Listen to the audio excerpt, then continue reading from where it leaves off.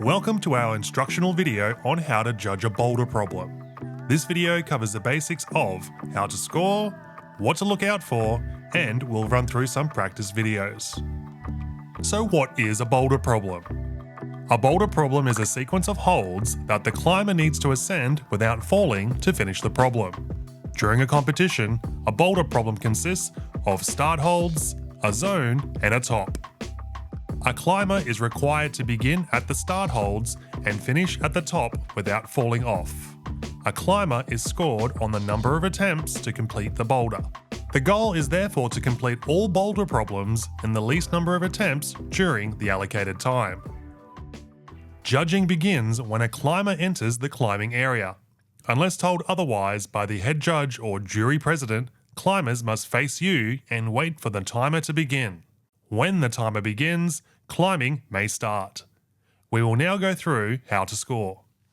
There are two commonly used scorecards in the boulder discipline. This first example is for the Boulder Jam format. Most boulder scorecards have this general layout. At the top, there is the competition name, the athlete's bib number, name, category, and starting group. It is essential you check the bib number on the scorecard and the athlete to ensure they are identical. If you notice any discrepancies, please notify the head judge. Under the identification panel, there are the boulder problems. There is a column to record the number of attempts, a column with the final score, comments, and judge initials. You will notice that there are 7 boulder problems listed here. That is because some boulder rounds consist of 7 problems, while others consist of 5 or 4. Please take note which boulder problem you are allocated to and fill out the correct row. Let's now go through how a scorecard is filled out. We are going to go through a complete scorecard with 4 boulder problems. For climb 1, the athlete achieved the zone on the 3rd attempt, but didn't finish the problem.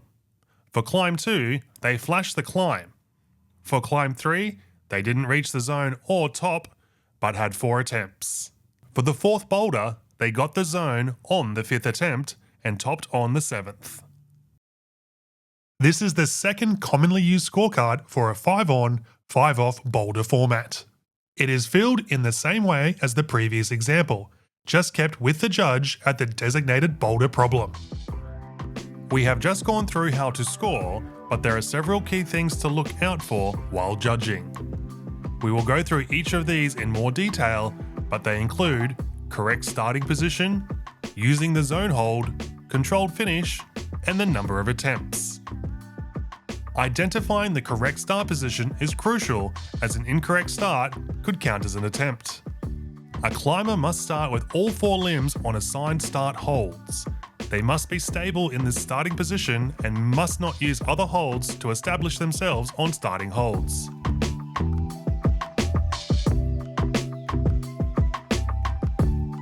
Here are some examples of start holds. Note, some start holds indicate 2 limbs to 1 hold, while volumes with no holds are considered a start hold.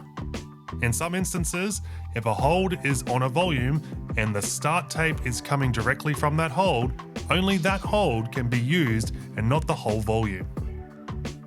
Here are 2 examples of a climber getting into the correct start position.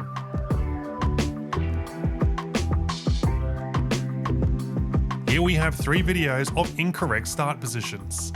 In the first and second video, the limb allocation is incorrect. In the last video, the start position was not controlled. The second key thing to look out for is the controlling of the zone. A zone can only be counted if it has been controlled. A climber must make use of the hold with their hand to achieve a stable or controlled position. If the hold is skipped and the climber tops, the zone is awarded. If the hold is skipped and the climber does not top, the zone is not awarded. Here is a video of a zone being awarded. And here are 2 videos of zones not being awarded. In the first video, the zone was reached but not controlled. In the second video, the zone was used by their foot. Reaching the top is the main goal for all climbers. A climber has successfully completed the climb when they have two hands on the top hold in a stable controlled position. A part can just be one finger of both hands must be on the final top hold. Climbers are encouraged to look at their judge for confirmation they have topped. Looking at the judge is not essential but highly encouraged to ensure simple errors in controlling the last hold do not cause the athlete to not get their top. There is no minimum time the climbers must hold the top hold. However, the judge must be satisfied that the time on the final hold demonstrated that they have achieved a stable or controlled position. Here are several videos of top holds being awarded. A verbal and visual confirmation is appreciated.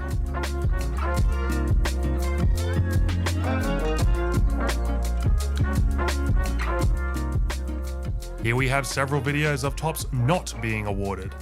The first two videos show a climber not controlling the top. The last shows a climber not using the second hand to control the top. Attempts are extremely important to take note of, as they are the deciding factor between scores. An attempt is counted when each time the climber leaves the ground, including jumping to brush a hold, each time they touch a hold other than the starting hold, to add a tick mark, accidentally or purposefully, before climbing, or an observation. Each time they touch the mats after starting, this ends their attempt. Starting position must be reobtained for a new attempt. We will now show several videos of attempts.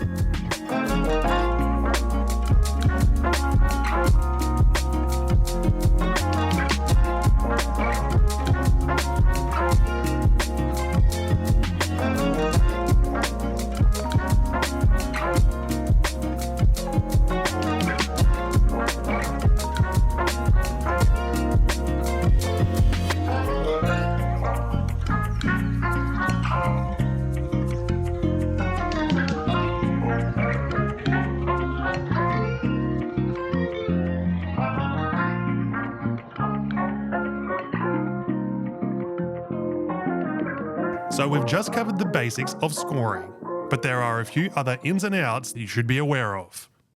So what's counted as in? All holds of the climb colour. In finals, the setters may use different coloured holds for the one climb. All volumes regardless of colour. Bolt holes in the holds. What's considered out is out of bounds, marked with black tape. Holes in volumes and in the wall. Holds that don't belong to the climb, for example, down climbing holds and other climbs. Top of the wall and edge of the wall. Here are some examples of what is considered in and not penalised with an attempt.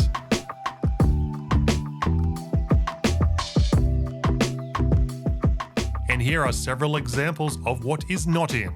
If a climber does any of these, it is counted as an attempt.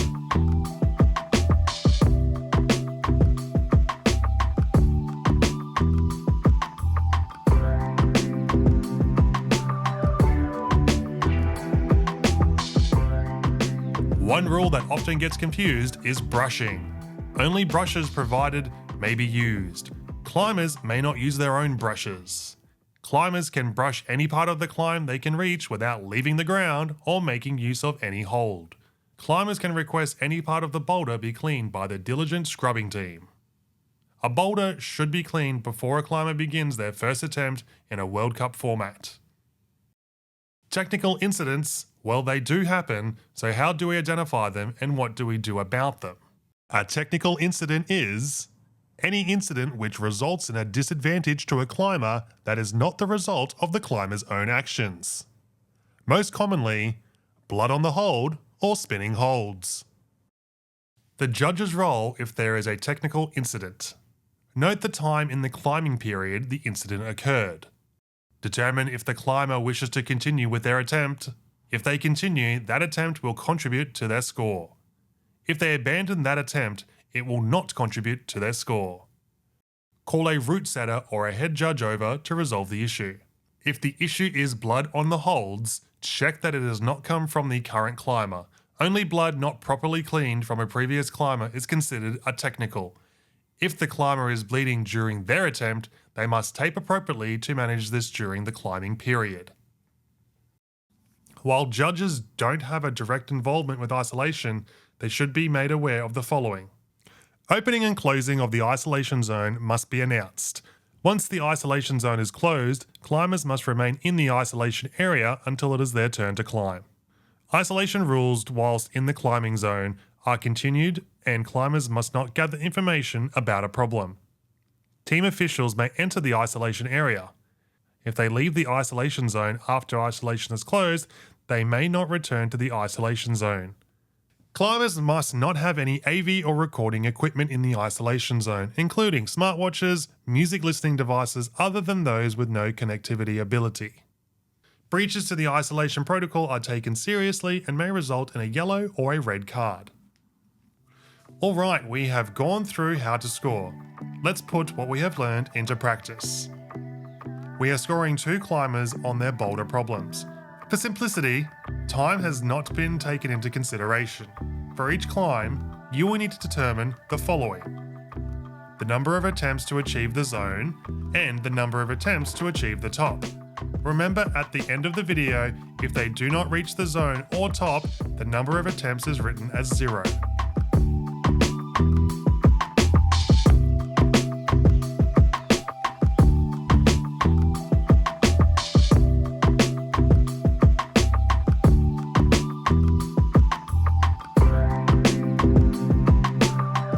Climber flashed their first problem.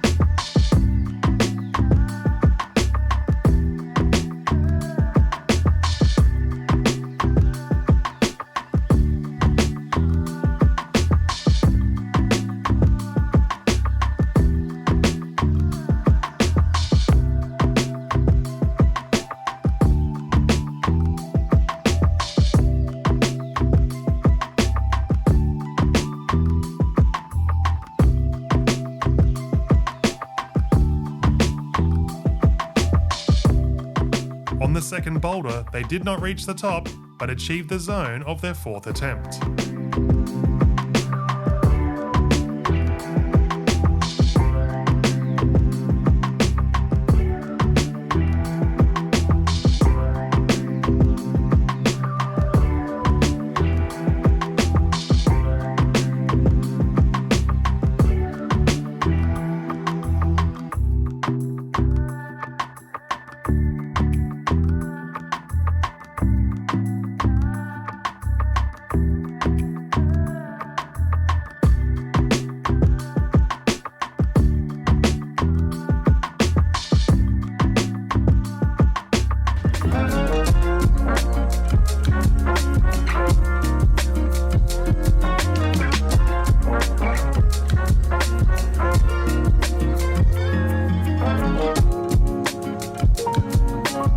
Climber neither reached the top or the zone for boulder 3. Here we would write 0 in the number of attempts for both columns.